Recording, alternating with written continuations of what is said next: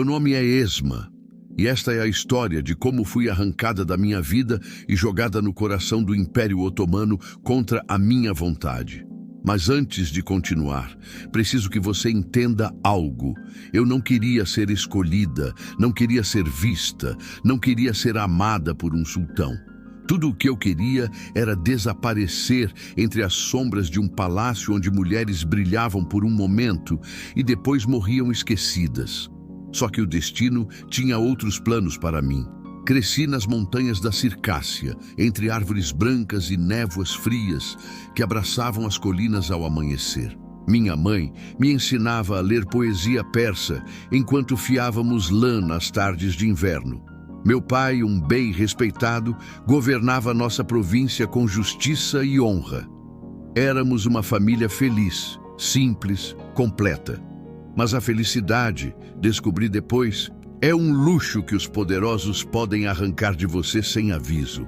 Tudo desmoronou quando meu pai se recusou a casar minha irmã mais velha com um aliado corrupto do governador de Amasya.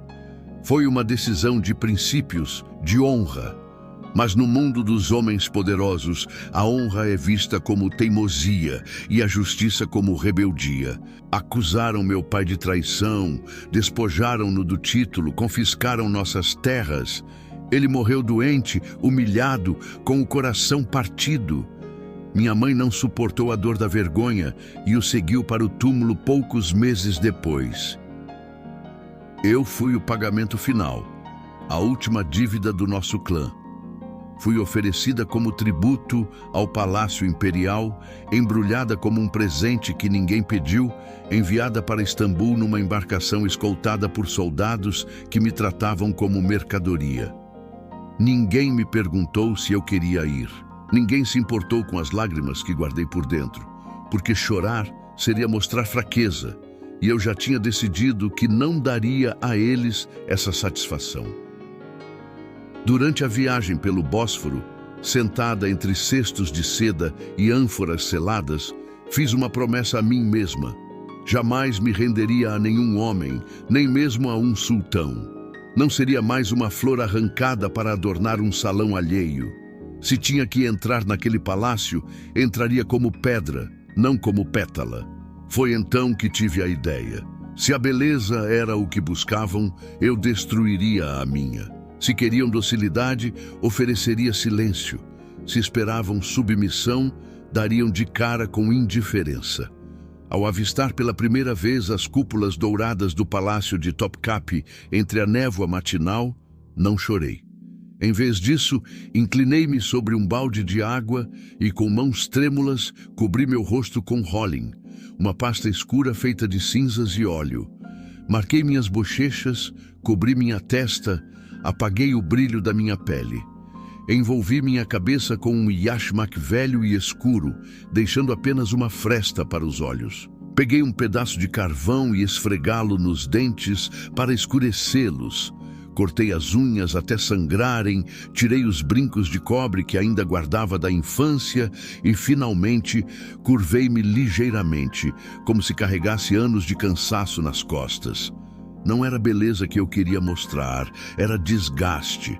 Quando desci do barco, o contraste comigo e as outras jovens era tão gritante que parecia uma criada que tinha se misturado por engano entre as escravas selecionadas. Elas traziam a pele perfumada com almíscar, os lábios pintados com pétalas de romã, o cabelo trançado com fitas douradas.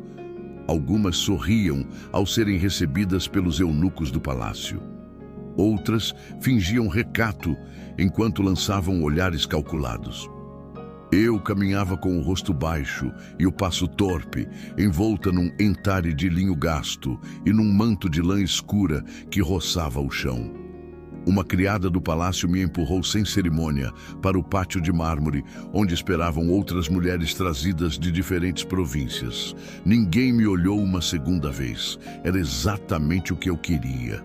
O harém era uma cidade dentro de outra cidade, onde as regras eram tão afiadas quanto as adagas que os eunucos carregavam ocultas entre as túnicas. O mármore resplandecia com a luz matinal, e os mosaicos azuis de Iznik decoravam as paredes altas que escondiam a liberdade do mundo exterior. As jovens foram despidas das suas pertences, banhadas com água de rosas e esfregadas com pedra-pomes. A mim, no entanto, deixaram de lado. Fingi uma tosse seca e cobri a boca com o véu enegrecido. Uma das caufas do harém me afastou imediatamente, murmurando com desprezo que eu não contaminaria as outras. Fui designada para uma cela distante, pequena, sem tapete nem espelho. Aquele canto do harém, afastado da ala central, mal tinha espaço para um tapete no chão, um jarro com água e uma lamparina de azeite que piscava instável. Mas ali, naquele exílio involuntário, senti-me pela primeira vez a salvo. Sentei-me com as pernas recolhidas, respirei devagar e permiti que a escuridão me envolvesse. Naquela noite, deitei-me sobre a esteira áspera e contemplei a pequena fresta que deixava passar a luz do lampião do corredor. Pensei na minha mãe, nas horas que passávamos fiando juntas, e no meu pai, que uma vez me chamou de sua rosa mais forte. Meu peito apertou, mas não chorei. As lágrimas eram um luxo que não me permitiria enquanto não tivesse controle sobre o meu destino. Na manhã seguinte, fui chamada junto com as demais para a primeira seleção do harém. Uma sala ampla de mármore branco, cortinados púrpura e um silêncio denso me recebeu. Ao fundo, um grupo de eunucos observava das sombras, anotando sem falar.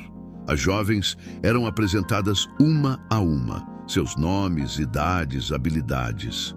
Uma recitou versos em persa, outra dançou com fitas, outra ainda interpretou uma peça de alaúde.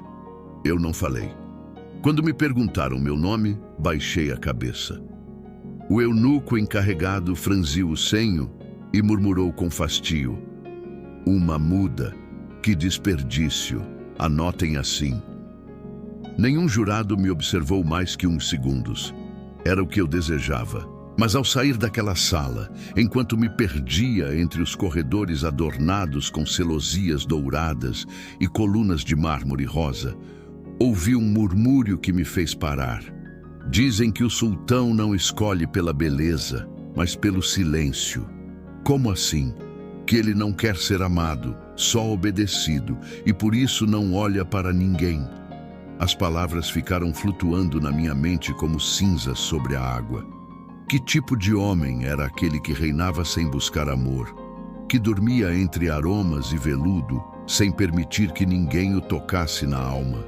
O mistério do sultão Selim, esse homem que nunca tinha visto e que desejava evitar, começava a delinear-se como um abismo. Os dias se sucediam devagar, cada um igual ao anterior. Aprendi a mover-me com passos suaves, o olhar baixo, as mãos ocupadas com tarefas menores que não despertassem suspeitas. O mundo que me rodeava parecia feito de veludo e mármore, mas sob cada superfície brilhava o fio oculto da rivalidade. Observava tudo em silêncio. Desde o meu canto designado, aprendia rapidamente quem fingia, quem manipulava, quem chorava ao dormir. Não falava com ninguém, mas meus olhos registravam cada movimento, cada roçar de tecido, cada frase dita num tom que pretendia humildade e escondia ambição. Foi nesses primeiros dias que notei a mulher mais velha, de rosto redondo e olhar afiado, que parava para me olhar mais do que devia. Não com dureza, mas com uma mistura de suspeita e compaixão. Uma tarde, enquanto as demais jovens teciam fitas coloridas sob a supervisão de uma calfa severa, fui afastada com um gesto. A calfa chamava-se Hatisse e trazia o cabelo coberto com um lenço azul escuro, as bordas decoradas com uma cercadura dourada já desgastada pelos anos. Seus olhos, negros como tinta, pousaram sobre mim sem piscar.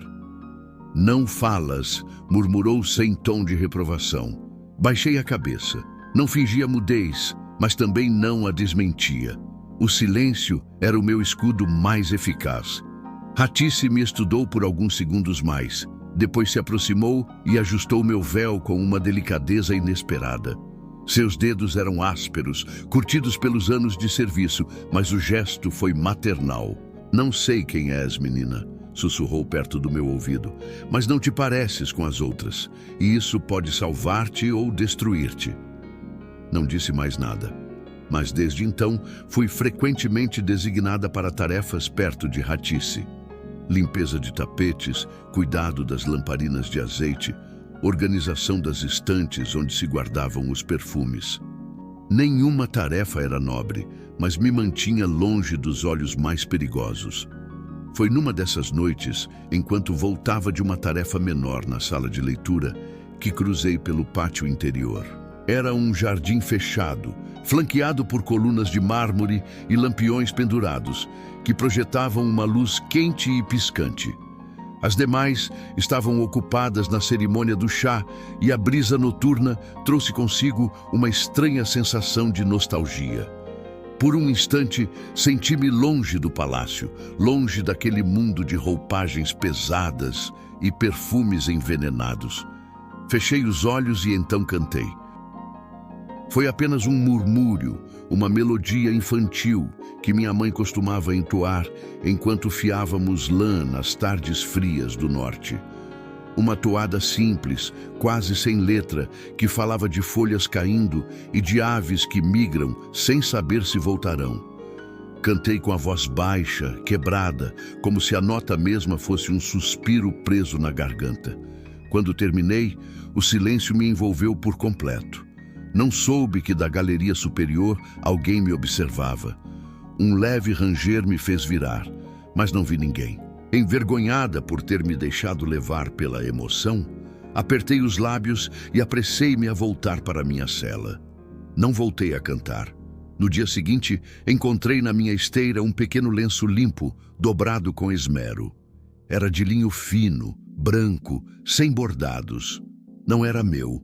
Não tinha cheiro, nem marca, nem enfeite, mas a sua mera presença me inquietou. Escondi-o imediatamente entre as dobras do meu manto.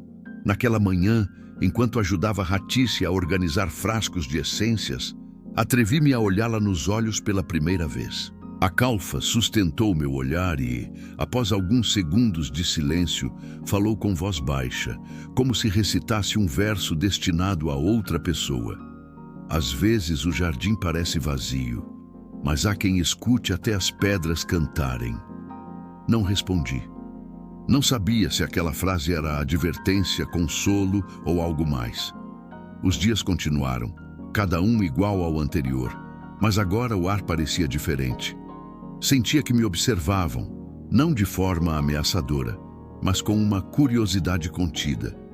Uma noite, ouvi passos pararem diante da minha cela e depois se afastarem sem abrir a porta.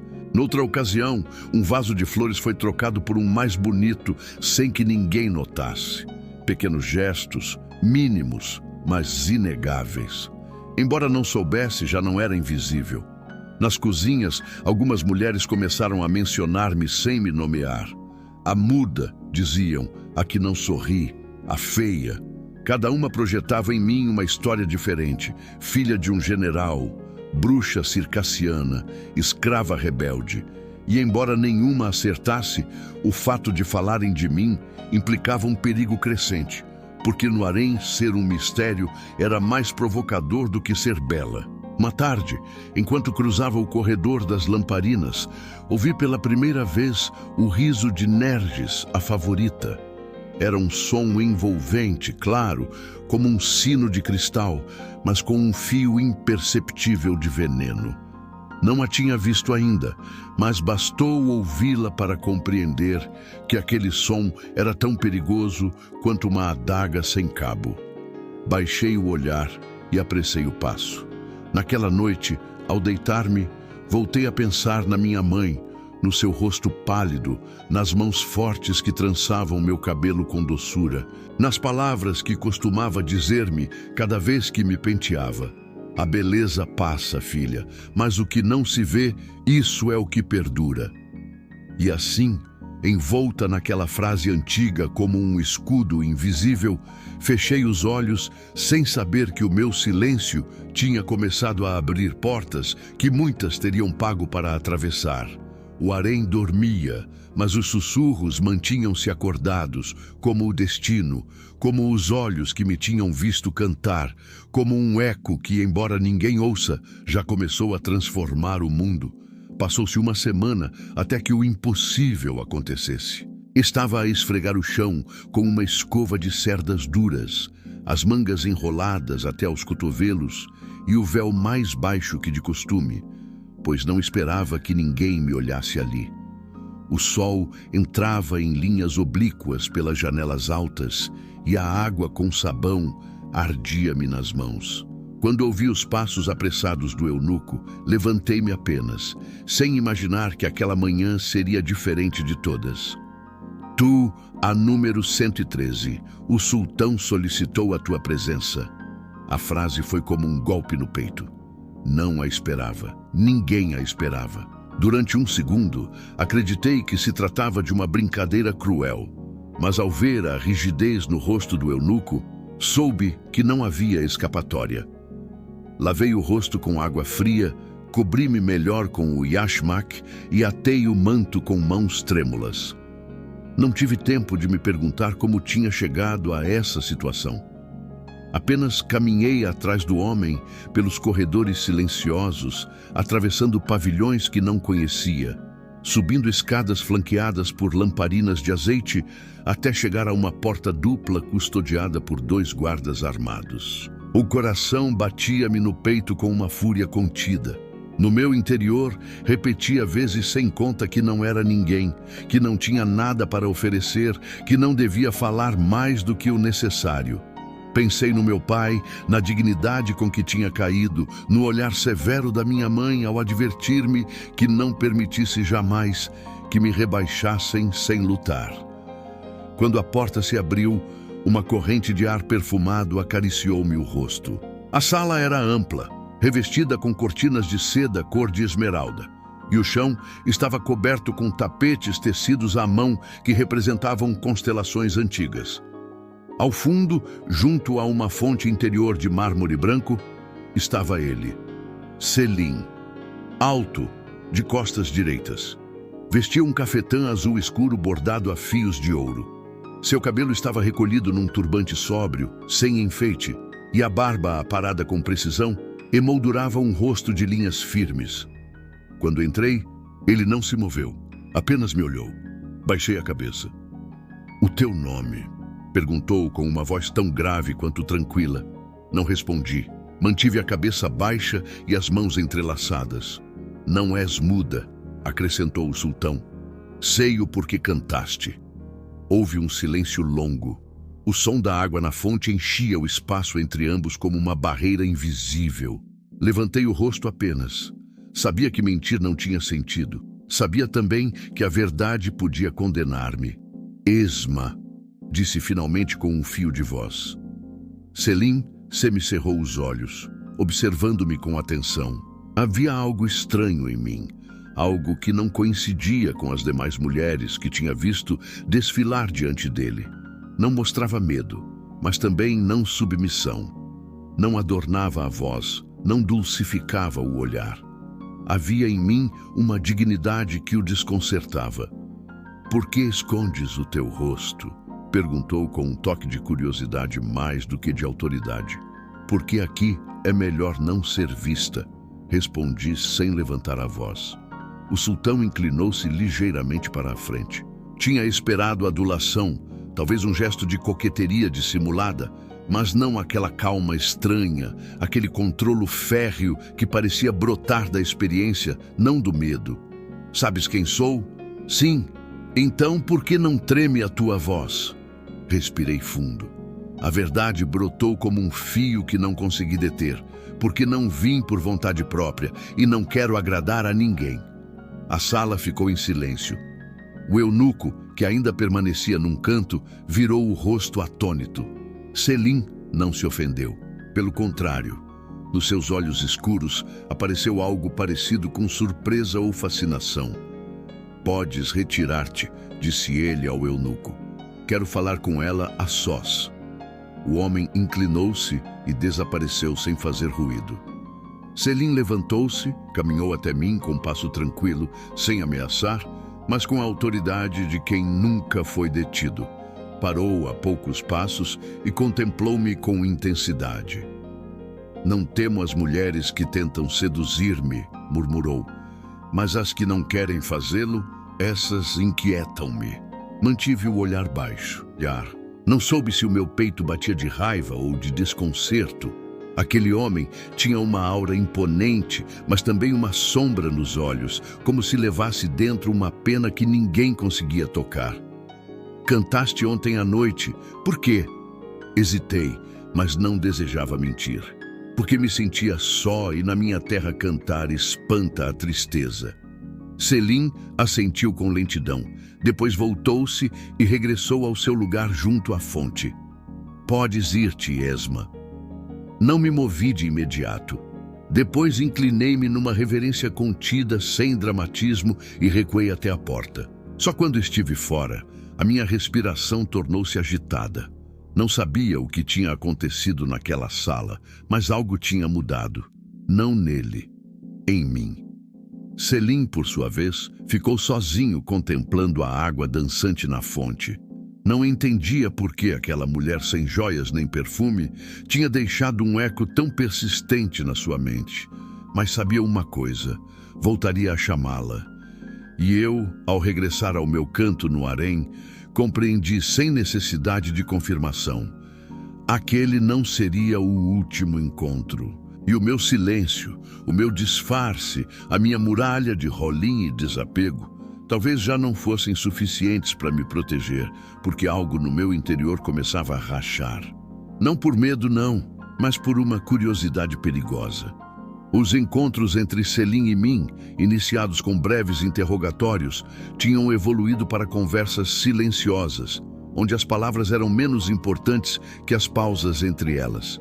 Nenhum de nós falava do evidente, mas ambos sentíamos que algo crescia entre as fendas do protocolo e a distância que nos separava.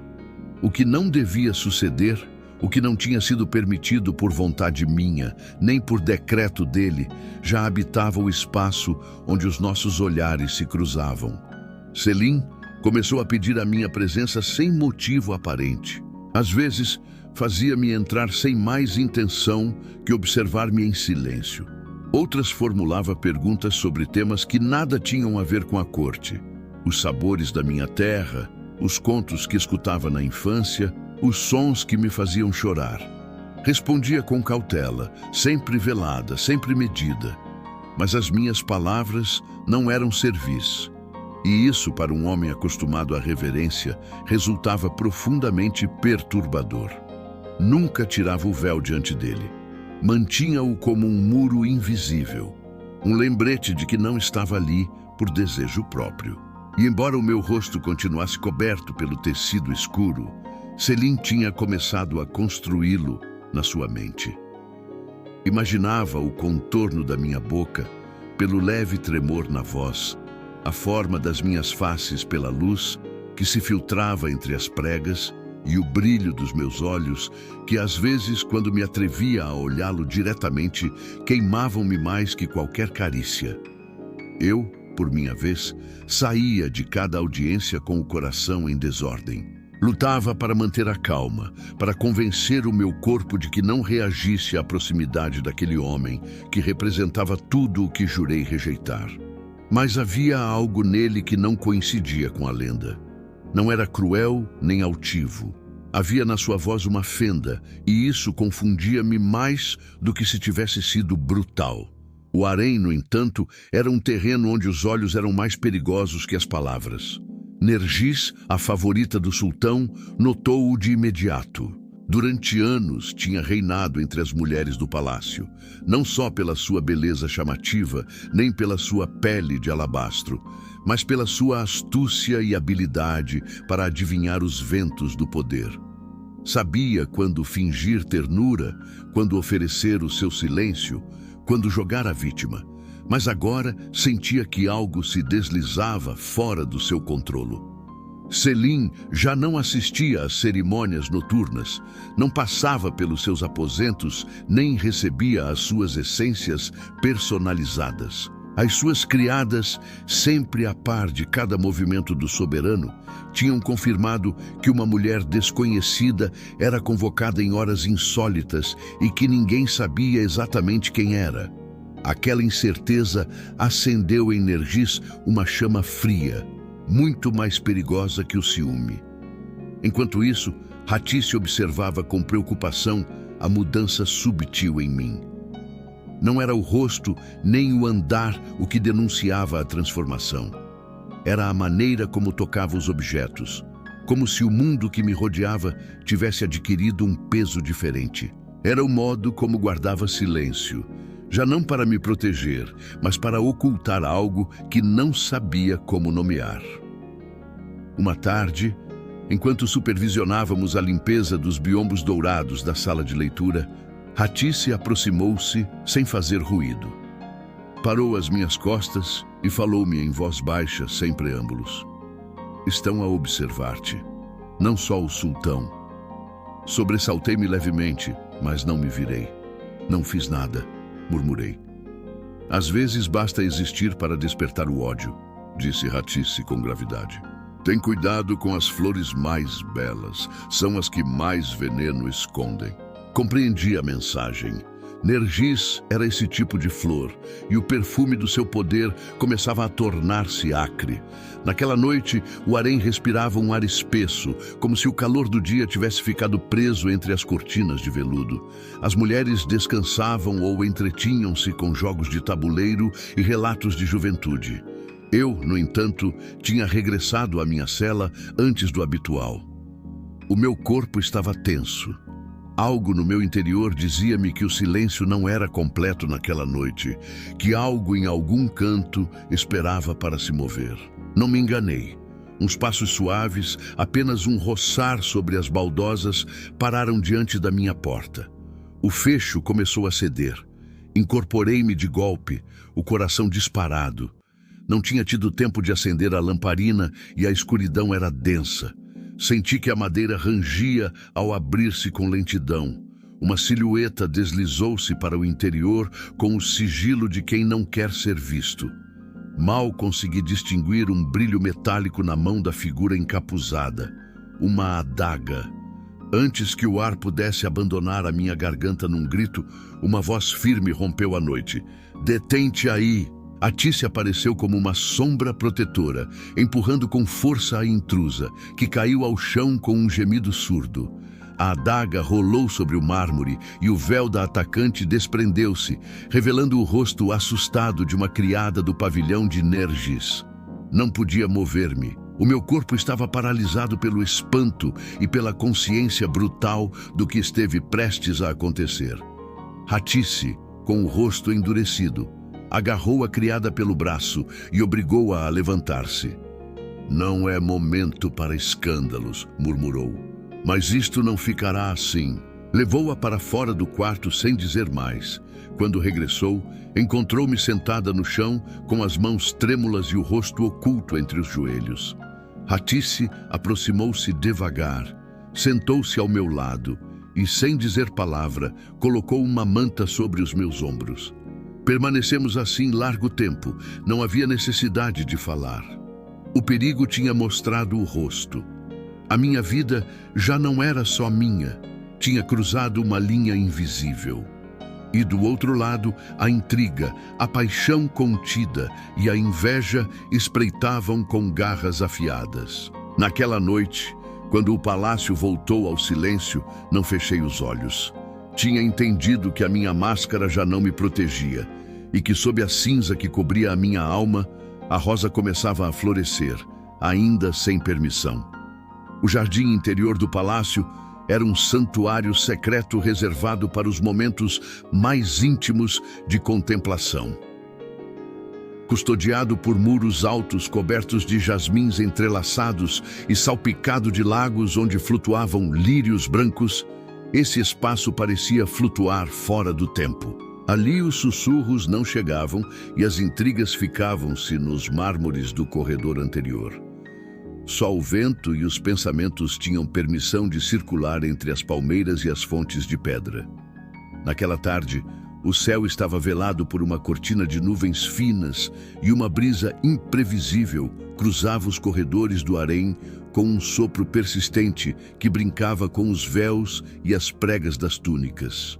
Tinha sido enviada por Hatice para entregar um recipiente com água perfumada a uma das caufas do pavilhão contíguo. Para evitar cruzar-me com outras mulheres, tomei o caminho do jardim, esse que bordeava o canal de água clara e onde quase nunca passava ninguém. Levava o rosto coberto como sempre. Naquele dia, o yashmak estava mais apertado, reforçado com um nó duplo atrás da nuca. No entanto, no meu interior algo estava solto. Desde o atentado falhado, sentia um zumbido constante dentro do peito. Sabia que estava marcada, não por um ato voluntário, mas por um destino que se entretecia nos cantos onde a minha vontade não alcançava. Enquanto caminhava entre as magnólias, baixei ligeiramente a cabeça para me proteger do vento, sem notar que alguém me observava de uma galeria elevada. Selim tinha se retirado cedo da audiência imperial e procurava no jardim um momento de respiro. Não esperava ver-me, mas ali estava, avançando entre sombras e pétalas, como se pertencesse a esse espaço desde antes de ser trazida ao palácio. Foi então que aconteceu. Uma rajada mais forte que as anteriores meteu-se entre as árvores e sacudiu as cortinas do pavilhão, levantando folhas secas e dobrando os ramos mais finos. Levantei a mão para segurar o véu, mas foi inútil. O nó desfez-se. O yashmak deslizou como uma serpente silenciosa e caiu no chão com a leveza de um suspiro. Parei, paralisada. O ar bateu-me no rosto descoberto como uma bofetada. O cabelo escuro, cuidadosamente recolhido, soltou-se em mechas finas ao redor do meu rosto. Os meus olhos grandes e dourados levantaram-se com sobressalto. Selim olhava-me da altura sem se mover. Não houve palavras. Naquele instante suspenso, ele não viu apenas um rosto bonito. Viu a verdade. Viu o que tinha estado oculto por vontade própria e compreendeu que eu tinha escolhido não mostrar-me, que cada encontro anterior tinha sido uma cena calculada por mim para me manter a salvo. Não se tratava de humildade, era uma forma de resistência.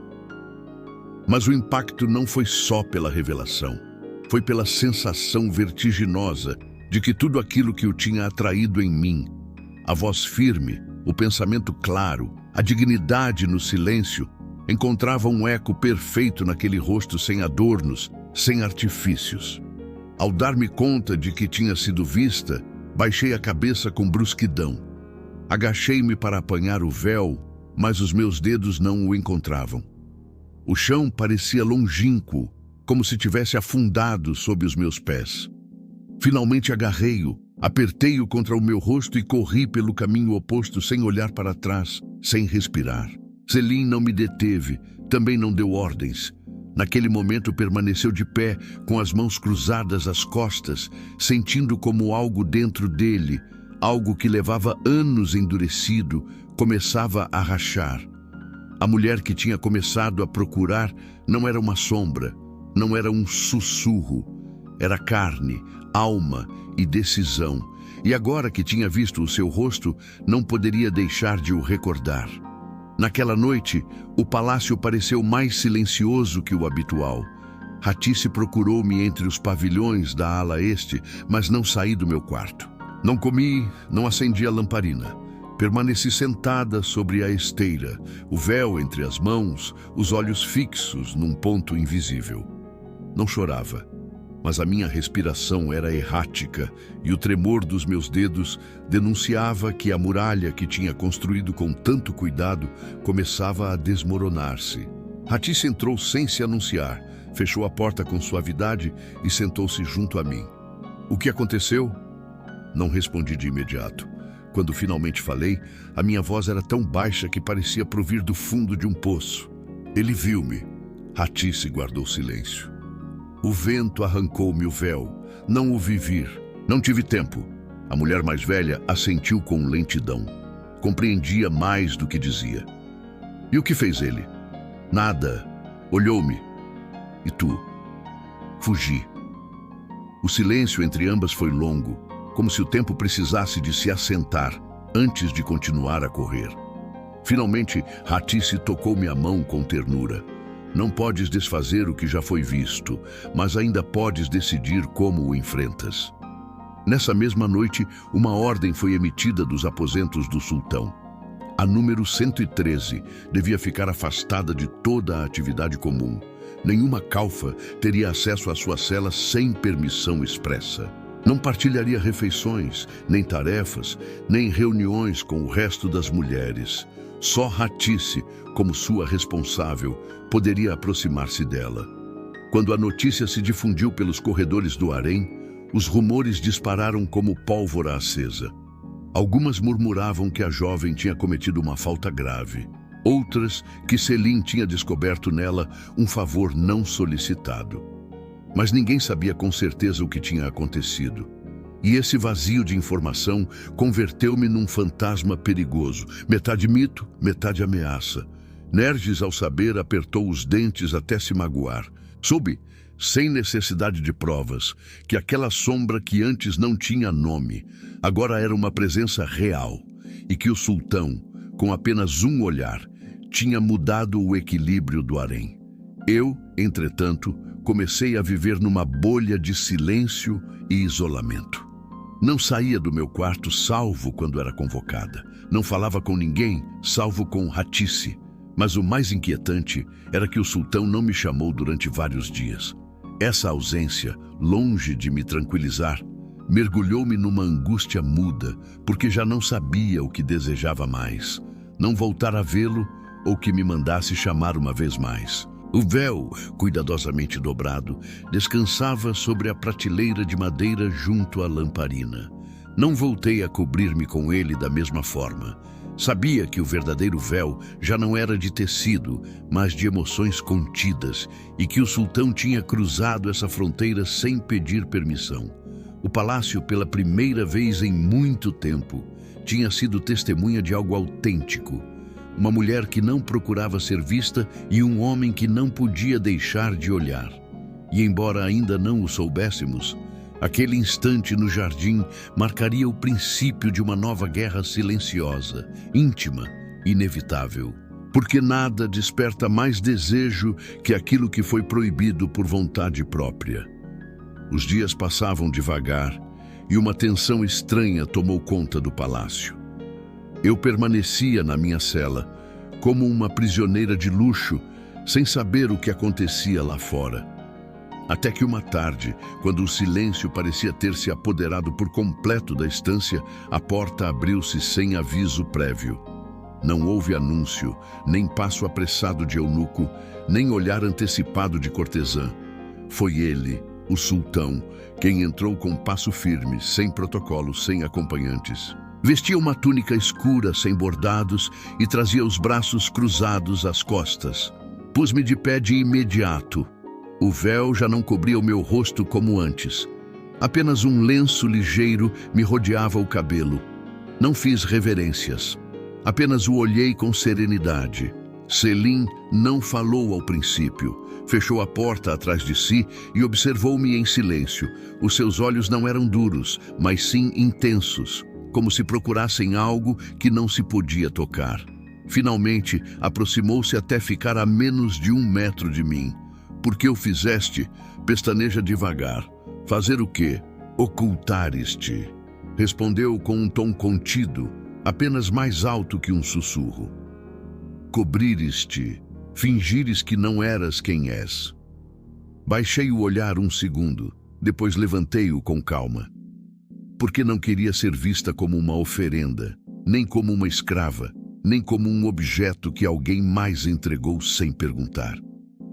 Selim franziu o senho. Caminhou até ao outro extremo da sala, como se precisasse de espaço para ordenar os seus pensamentos. Parou junto à lamparina de azeite e observou-a brilhar com chama débil. E o que esperavas conseguir com isso? Que me esquecessem, disse com a voz firme. Que não me escolhessem. Que pudesse envelhecer em silêncio, sem pertencer a ninguém. Ele voltou-se. No seu olhar havia algo que não era ira, mas também não ternura. Uma mistura de assombro e desconcerto. Acreditas que podes vir aqui, entrar no coração do império, ocultar o teu rosto, o teu nome, a tua história, e que ninguém o note? Tentei, respondi, mas não funcionou. Selim aproximou-se uma vez mais. Os seus passos eram lentos, como os de um caçador que não sabe se deseja caçar ou ser capturado. Quando esteve diante de mim, estendeu uma mão, mas não me tocou. Manteve-a suspensa como se quisesse assegurar-se de que o gesto não seria rejeitado. Não és como as demais, disse. Não me olhas com medo, não me adulas, não procuras o meu favor. E por isso quer saber mais, repliquei, porque não lhe dei o que todos lhe oferecem. Ele semicerrou os olhos. A tensão no ar era tão palpável como o perfume da madeira queimada. Finalmente, baixou a mão e caminhou até a porta. Antes de sair, parou. Quero conhecer a tua história, toda, e quero-a agora. Respirei fundo. Fechei os olhos um momento, como se reunisse forças desde o mais profundo da minha memória. Depois falei. O meu pai foi um bey circassiano. Governava uma região montanhosa que nunca aceitou del todo as ordens da corte. Era um homem justo, respeitado, mas orgulhoso. Quando se negou a casar a minha irmã com um aliado do governador de Amassia, acusaram-no de traição. Despojaram-no do título, arrebataram-lhe as terras. Morreu doente e humilhado. A minha mãe não sobreviveu à vergonha, e eu fui o último fio que ficou. Ofereceram-me como tributo ao palácio para fechar a dívida da linhagem, como se isso limpasse a honra perdida. Selim não se moveu. A sua respiração era profunda e os seus ombros tensos. E tu aceitaste? Não me perguntaram, disse com amargura. Levaram-me. O sultão assentiu lentamente, depois saiu sem mais uma palavra. A porta fechou-se com um sussurro e o silêncio voltou a apoderar-se da cela. Naquela noite, Selim não dormiu. Encerrou-se na biblioteca imperial, acompanhado apenas por pergaminhos e documentos selados. Procurou entre os registros antigos, nos arquivos de província, nos decretos esquecidos. Demorou horas, mas finalmente encontrou o que procurava: o nome do bey circassiano, a sua destituição, as denúncias formuladas, a nota de entrega da sua filha ao palácio. Leu tudo com o senho franzido. A história coincidia, e o que mais o impactou não foi a injustiça cometida, mas a maneira como essa injustiça tinha sido silenciada. Eu não mentia, não exagerava, não me escondia por capricho. Tinha sido arrancada de um mundo que amava, envolta em lama e forçada a sorrir entre perfumes e dourados. Ao amanhecer, levantou-se com o rosto demacrado, mas tinha tomado uma decisão. Enquanto isso, noutro canto do palácio, Nergis não dormia. Caminhava de um lado para o outro no seu pavilhão privado, vestida ainda com a sua túnica de seda vermelha. Diante dela, o vizir Rustem escutava-a com a cabeça ligeiramente inclinada. Já não a oculta, dizia ela com a voz envenenada. Já a protege, não vês? O sultão não age assim com qualquer uma. Rustem, homem astuto e paciente, acariciava a barba com parcimônia. Então haverá que recordar a sua majestade que o império não se governa desde o coração. Quero que desapareça, murmurou Nergis. Quero que a apaguem deste palácio antes que ele a nomeie publicamente.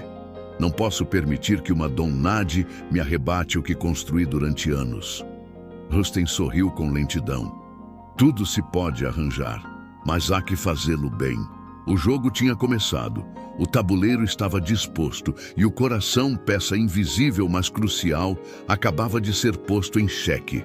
Porque agora o que estava em risco não era só o poder, mas aquilo que se tenta negar e, no entanto, cresce, a atração profunda, dolorosa, inevitável, aquela que não pode ser contida nem com coroas, nem com muros, só com a alma.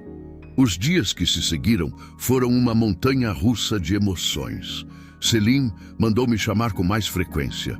Já não eram audiências formais, mas conversas longas onde falávamos de tudo e de nada. De poesia persa, de filosofia grega, de memórias de infância. Ele ouvia-me com uma atenção que me assustava, porque nunca ninguém me tinha ouvido assim. E eu, sem querer, comecei a baixar a guarda. Mas o palácio não perdoava. A intriga continuava a tecer-se nas sombras. Uma manhã, encontrei uma carta dobrada debaixo do meu travesseiro. Era escrita com tinta turquesa e pluma circassiana, cuidadosamente elaborada para parecer autêntica. O texto, redigido com habilidade, insinuava uma conspiração secreta entre mim e um clã rebelde do norte, detalhando supostas comunicações clandestinas e promessas de informação confidencial. Não era uma acusação direta, mas uma insinuação suficientemente perigosa para semear a dúvida. Soube de imediato quem estava por trás daquilo. Ratice encontrou-me com a carta na mão, o rosto pálido. "Tens de a destruir", sussurrou. Mas neguei com a cabeça.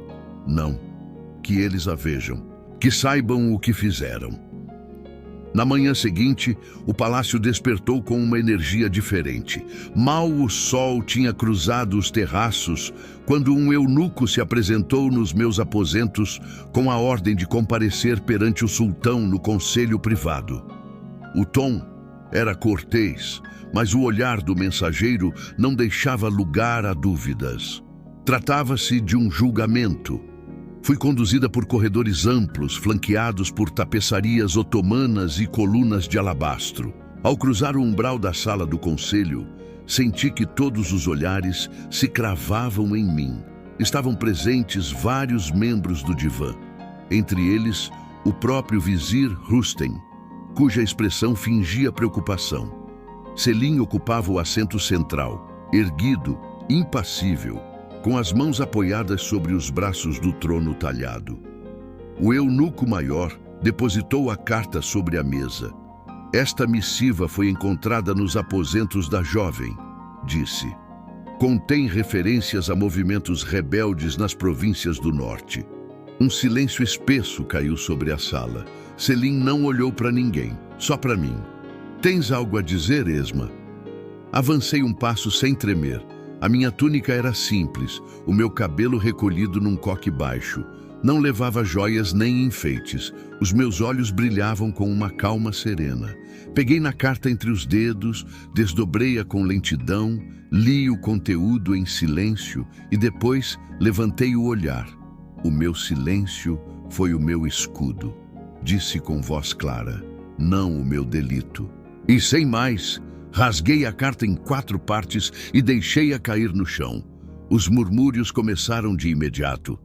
Rustem tentou levantar-se fingindo indignação, mas Selim levantou a mão e todos calaram. O sultão olhou os pedaços rotos, depois voltou-se para o seu vizir. "Quem mais teve acesso aos seus aposentos?" Rustem inclinou-se, evitando o seu olhar.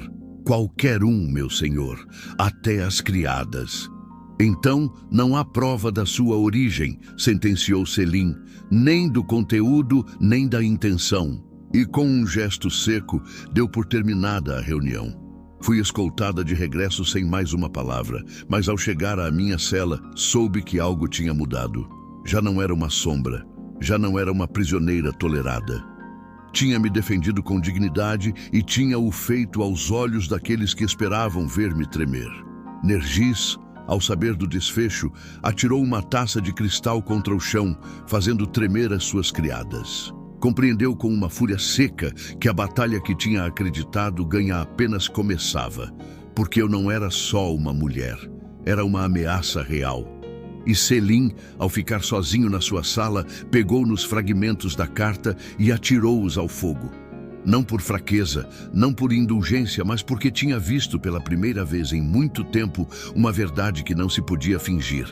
A coragem de uma mulher que não pedia compaixão, nem poder, nem amor. só justiça. E esse gesto silencioso tinha-o tocado mais que qualquer verso, mais que qualquer carícia. Porque num mundo governado pela traição, a valentia sem alarde era a forma mais pura de beleza. E agora, ele sabia-o. Poucos dias depois da afronta no conselho, algo extraordinário aconteceu. O sultão convocou-me para uma audiência privada, mas desta vez não era nos seus aposentos oficiais. Era no Jardim dos Limoeiros, um espaço oculto atrás de uma grade de ferro forjado e perfumado pelas árvores em flor, sagrado. Ninguém acedia ali, salvo o sultão e a sua mãe, ou, em tempos antigos, a esposa legítima. Que ele me levasse até ali não era um simples gesto, era uma declaração. Embora ninguém nos visse, o ato tinha o peso de um decreto não escrito. Caminhamos sem falar ao princípio. O ranger leve do cascalho sob os nossos pés e o sussurro das folhas eram os únicos sons que nos acompanhavam. Finalmente, Selim parou junto a um banco de mármore branco onde o musgo começava a trepar pelas patas. "Por que não me temes?" perguntou sem me olhar diretamente. Baixei a vista um instante, depois, levantando a cabeça com lentidão, respondi: "Porque o medo é para quem perdeu a esperança. E eu não espero nada de vós." As minhas palavras eram duras, mas no meu tom não havia desafio, só verdade. Selim voltou-se para mim. A luz da lua perfilava o seu rosto com uma clareza inesperada. Ali, sob as laranjeiras em flor, viu não só a mulher que o tinha intrigado desde o primeiro momento, mas a ferida viva de um império que calava demasiadas histórias. "Isso é o que mais me desarma", disse. "Que não procures nem poder, nem riqueza, nem o meu favor. Que não queiras nada e que, sem querê-lo, estejas a mudar tudo." Suspirei. "Não vim mudar nada, meu senhor. Só tento conservar o pouco que resta de mim." Selim baixou o olhar por um momento, pensativo. Depois sentou-se no banco e fez-me um gesto para que o acompanhasse.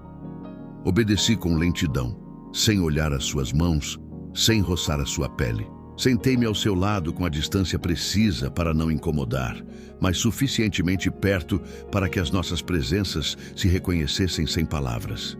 "Diz-me uma coisa", murmurou. "O que significa para ti viver sem nome?" A pergunta flutuou no ar como o perfume amargo dos limões maduros. Demorei a responder, não por medo, mas porque cada palavra devia sair do lugar exato da alma onde ainda doía. Significa não ter história, não ter voz. Que cada gesto se interprete pelo que os outros decidem ver. Que se te olhe sem te ver. Que o teu corpo seja um objeto e o teu silêncio um castigo. Viver sem nome é ser sombra num mundo de luzes alheias. Selim fechou os olhos por um instante. Sentia cada palavra como uma adaga suave, uma ferida que não sangrava, mas que o fazia mais consciente das verdades que não tinha querido olhar. "Ninguém me fala assim", disse com voz baixa. "Porque ninguém espera que vós escuteis", respondi sem arrogância. Houve um longo silêncio. Depois ele voltou a falar com a voz mais serena. "A partir desta noite, estarás sob a minha proteção direta. Ninguém poderá aproximar-se de ti sem a minha autorização, nem olhar-te com juízo, nem tocar-te com ameaça." Olhei-o pela primeira vez com verdadeiro assombro, não por medo, não por emoção, mas porque compreendia a magnitude do que acabava de acontecer. Selim tinha cruzado uma fronteira que nenhum sultão cruzava sem consequências. "Sabeis o que isso provocará?" Assentiu. "Sim, mas desta vez não me importo." O vento soprou com força entre os ramos. As flores das laranjeiras começaram a cair como flocos de neve perfumada. E ali, sob essa árvore que tinha sido testemunha de tantos silêncios, olhamo-nos sem nos tocarmos, sem dizer o que ainda não podíamos pronunciar. De regresso ao harém, as criadas começaram a murmurar. Ninguém sabia com certeza o que tinha acontecido, mas a mensagem expandiu-se como um suspiro compartilhado. Esma, a muda, A invisível, a que não se ajoelhava, tinha sido protegida pelo sultão em pessoa, e isso, no palácio, equivalia a ser marcada. Nergis partiu um pente de marfim entre os dedos quando o soube. Compreendeu que já não se tratava só de ciúmes. Tratava-se de uma ameaça direta, porque naquele jogo de poder onde a beleza era a moeda, eu tinha entrado sem querer e tinha ganho um favor que nem todas as joias, nem todos os anos de sedução lhe tinham outorgado a ela. Selim, da galeria de mármore branco, olhava o Bósforo na escuridão. Os seus pensamentos já não eram do império, nem do exército, nem da política. Pela primeira vez pensava no que podia perder se não fizesse o necessário para proteger o que ainda não se atrevia a nomear. Porque o que nascia entre ele e aquela mulher sem adornos não era ambição nem paixão. Era outra coisa, algo mais profundo, algo que lhe devolvia o pulso a um coração que acreditava endurecido para sempre. E no palácio, onde as palavras eram perigosas e o poder era uma arma envolta em seda, tinha-se dado um passo que já não podia desfazer-se. O sultão tinha tomado uma decisão e o império começava a tremer. O sol elevava-se lento sobre as cúpulas de Istambul, tingindo de ouro os mármores do Palácio Imperial. A brisa trazia consigo aromas de canela, água de rosas e um rumor insólito. Os corredores murmuravam com nervosismo. Os vizires vestiam os seus melhores cafetãs. Os guardas poliam as suas armas cerimoniais e os eunucos iam e vinham como se algo invisível estivesse prestes a quebrar-se. Selim tinha convocado o Conselho Imperial para uma sessão extraordinária do divã. O motivo não tinha sido anunciado, o que só aumentava a inquietude. Naquela manhã, até as fontes pareciam mais caladas. Soube-o por Ratice. A mulher, ainda frágil, tinha voltado a caminhar pelos jardins do harém com passo lento, mas firme. O sultão levantou-se com cara de guerra, disse-me com uma mistura de orgulho e temor: algo vai quebrar-se hoje, ou nascer. Não perguntei mais. A essas alturas compreendia que o importante não se dizia em voz alta. Sentei-me diante do espelho de cobre que apenas refletia o meu rosto e pentei o meu cabelo com mãos serenas. A minha túnica era simples, de musselina cor de lavanda, e não adornei as minhas orelhas nem o meu pescoço. Não queria parecer uma rainha, também não uma escrava. Queria parecer eu mesma. Enquanto isso, na sala do divã, o ar estava carregado. Os vizires encontravam-se alinhados a ambos os lados do salão, os seus rostos expectantes. No centro, sobre a tarima de nogueira, Selim aguardava de pé. Vestia um cafetã de tom cinzento escuro, bordado apenas nos punhos. Não levava coroa nem espada, só a sua voz. Hoje, começou com tom firme, apresento-me perante vós, não como amo do império, mas como homem de palavra. Houve um leve murmúrio rapidamente silenciado. Fui testemunha de traições disfarçadas de lealdade, de favores que ocultavam adagas e de rostos bonitos que ocultavam corações vazios. E no meio dessa escuridão, encontrei uma mulher que não pediu nada, que não fingiu nem seduziu, e que ainda assim me desarmou. Um dos anciãos vizires, com barba branca e olhos sábios, tossiu discretamente antes de falar. Majestade, se nos permite, rumora-se que essa mulher não passou pelo rito das concubinas, que não foi escolhida sob as normas do harém. Como poderia então ser elevada a Kadın Efendi? A sala tensou-se. Selim desceu da tarima com passo lento, caminhou até o ancião, detendo-se mesmo diante dele. Qual é o valor de uma norma se não reconhece a virtude? Perguntou com voz grave. Acaso a nobreza se reduz à linhagem e a dignidade ao corpo oferecido? O ancião não respondeu. Essa mulher, prosseguiu o sultão, nasceu de sangue circassiano nobre, foi vendida como objeto, e ainda assim caminhou por este palácio com mais decoro que muitos que portam anéis de selo. Não preciso de uma cama para saber que a sua alma é feita de ouro. E se isso não basta, que baste a minha palavra. Voltou ao centro do salão. Todos calavam. Por decreto real, desde hoje, Esma será reconhecida como Kadın Efendi, consorte oficial do sultão. Não por posse, mas por mérito, não por submissão, mas por verdade. Os escribas tomaram nota com mãos trêmulas. A notícia expandiu-se como relâmpago. Horas mais tarde, fui conduzida ao salão do Pavilhão Dourado, onde se outorgavam os títulos imperiais. Não havia música nem festas, só a solenidade do que nasce sem ouropéis. Selim esperava-me no centro do salão. Cruzei os mármores lentamente, sem escolta, sem véu. Não me ajoelhei. Detive-me diante dele, olhando-o com respeito sereno. E então, sem pronunciar palavra, peguei na sua mão e beijei-a com dignidade. O gesto, pequeno, silencioso, selou perante todos o que as palavras já não podiam negar. Lá fora, nos pátios, as criadas cochichavam. E haverá casamento? Dizem que já o houve em segredo. E o que fará o conselho? Nada. O sultão falou. Ninguém me chamou sultana, mas ninguém voltou a chamar-me concubina. Numa das galerias altas, Hatice observava a cena com os olhos úmidos. Apoiada numa bengala, murmurou como se falasse com as paredes. Finalmente, alguém quebrou as regras para fazer justiça.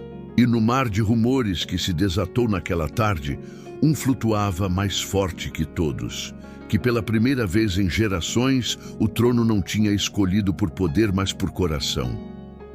Selim e eu não regressamos ao harém naquela noite. Encerramo-nos na biblioteca privada do sultão.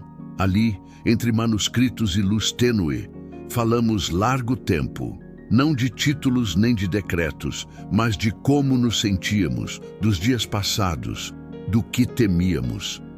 Desafiaste o teu império por mim, disse, com voz entrecortada. Não, respondeu. Desafiei-o pelo que tu me ensinaste, que o amor não se ordena, conquista-se, e eu já não quero governar sem ti. Olhei-o sem adornos. O meu rosto estava sereno e pela primeira vez não havia sombras no meu olhar. Então governa Selim, mas não o meu corpo, a minha companhia. Assentiu. Não me beijou, não me tocou, mas a sua mão repousou sobre a minha durante largo tempo. E nesse gesto, mais íntimo que 1000 carícias, começou um reinado diferente. Naquela noite, o Bósforo pareceu fluir mais devagar, como se a história mesma esperasse em silêncio o desenlace do que apenas estavam a fazer. O tempo que tantas vezes tinha sido verdugo entre os muros do palácio começou a fluir com uma doçura inesperada. As intrigas deixaram de retumbar pelos corredores. As vozes agudas do harém tornaram-se mais suaves, e até os jardins, antes calados por medo, floresciam com uma liberdade nova. Era como se o vento do Bósforo tivesse varrido não só o pó da traição, mas também o veneno que se aninhava nos cantos da alma. Já não caminhava com cautela nem ocultava o rosto. Era conhecida e nomeada não só por decreto, mas por presença. As criadas afastavam-se com respeito, não com temor. As donzelas do harém já não me olhavam como rival, mas como uma mulher que tinha aberto uma porta impossível. Cada manhã cruzava os corredores com um caderno de folhas em branco e uma pequena caixa de caligrafia. Sentava-me com as jovens do harém, as mais curiosas, as mais caladas, e ensinava-as a ler os sinais do alfabeto, a escrever o seu nome com firmeza, a não temer os seus próprios pensamentos. As palavras são janelas, dizia. Através delas, ninguém poderá encerrar-vos nunca mais. Hatice, embora debilitada, observava-me desde uma almofada bordada no pavilhão interior. Os seus passos eram lentos, os seus dedos tremiam, mas no seu rosto havia uma paz que não se lhe tinha conhecido antes. Nunca acreditei viver para ver isto, confessou-me uma tarde, nem para ser cuidada como agora. Tinha-lhe oferecido viver num pavilhão afastado, rodeado de madressilvas, jasmins e gerânios em flor. Não era um retiro forçoso, mas uma promessa de paz. Ratice resistiu ao princípio, mas depois compreendeu que aquilo não era um gesto de piedade, mas de gratidão profunda. Tu deste-me teto quando eu não tinha rosto. Agora quero dar-te um lugar onde a tua memória possa descansar sem dor. Selim, desde o seu trono, também tinha mudado. Já não procurava o poder pelo poder. Os seus decretos eram menos impulsivos, o seu juízo mais reflexivo. Consultava com frequência sábios, dava maior participação às vozes jovens do conselho e permitia-se, pela primeira vez na sua vida, aceitar que governar não era impor, mas escutar. Dizia-se em voz baixa que tudo tinha começado com aquela mulher de rosto coberto que não quis ajoelhar-se, que desde então o império respirava diferente. Ao cumprir-se um ano desde o decreto que me tinha elevado, preparei um gesto silencioso, mas profundamente simbólico. Tinha trabalhado durante semanas em segredo, recolhendo essências das flores que mais me acompanharam durante o meu encerramento. Açafrão, lírios de água, lavanda seca e uma nota subtil de âmbar. Misturei tudo com delicadeza na minha própria câmara, vertendo-o num pequeno frasco de cristal com detalhes em filigrana dourada. Naquela tarde, pedi uma audiência privada com Selim. O sultão recebeu-me nos seus aposentos privados, longe da corte, dos documentos e do peso dos selos oficiais. Vestia roupa de linho claro, sem adornos, com o cabelo ligeiramente solto. Nos seus olhos havia uma luz diferente, como se ao olhar me recordasse quem era antes do trono. Avancei com passo firme e estendi o frasco. Não é um presente de aniversário, disse suavemente. É algo mais íntimo. Chamei-lhe o perfume da alma. Selim pegou nele entre as mãos com reverência, destapou o frasco e fechou os olhos ao aspirar. O aroma era quente, profundo, familiar, como uma memória de algo que não se tinha vivido, mas que o coração reconhecia. Cheira a liberdade. E a ti, disse com um sorriso apenas esboçado. Baixei o olhar, comovida. Durante muito tempo fui uma sombra. Depois fui uma prisioneira com nome. Agora ainda não sei o que sou. Selim pegou-me na mão com lentidão. És a mulher que converteu este lugar num lar. A que me ensinou que o poder sem alma é só uma máscara. És a minha verdade. Não houve beijos, não houve carícias, nem promessas de eternidade. Só uma proximidade tão íntima que nem o ar se atrevia a interrompê-la. Quando o sol começou a descer, saímos juntos para a varanda oriental. Dali, contemplamos o Bósforo tingido pelos reflexos cobreados do entardecer. As barcas cruzavam em silêncio, as aves sulcavam o céu em voos lentos e o mundo parecia ter se detido só para nós. Se alguém me tivesse dito que este seria o meu destino, comecei. Terias acreditado? Não, mas tê-lo-ia desejado com toda a alma, respondi. Então, sem necessidade de selos nem proclamas, entendemos que a nossa união não tinha sido forçada nem esperada. Tinha sido conquistada. No pavilhão de flores, Ratice fechava os olhos ao compasso de um alaúde longínquo. Nas estâncias do harém, as jovens praticavam as suas primeiras frases escritas. E no coração do império, onde antes reinavam o medo e a ambição, agora florescia algo mais subtil, mais poderoso, o amor. Não um de contos nem de lendas, mas um tecido com dor, dignidade, coragem e silêncio. Um que, como o perfume da alma, permaneceria no ar muito depois de o tempo passar. O palácio de Topkapi continuava de pé, altivo sobre a colina, olhando o Bósforo como um sentinela eterno. Mas já não era o mesmo, nem os seus muros, nem os seus silêncios, nem os corações que o habitavam. Tinham passado 10 primaveras desde aquele dia em que Selim decretou o impensável e converteu uma mulher sem posição na consorte mais respeitada do império. Caminhava agora com um passo sereno e maduro. O meu rosto, mais definido pelo tempo, tinha ganho em expressão o que perdia em frescura. As rugas ligeiras no canto dos meus lábios não eram de tristeza, mas de tantos sorrisos sinceros. Os meus olhos, mais escuros que então, continuavam a ser claros no olhar. O povo nomeava-me com afeto.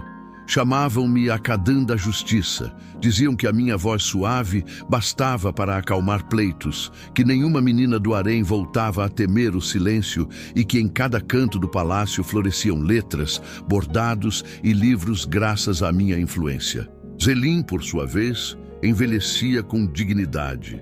O cabelo, antes espesso, já mostrava fios prateados. As suas decisões eram mais pausadas, o seu olhar mais contemplativo.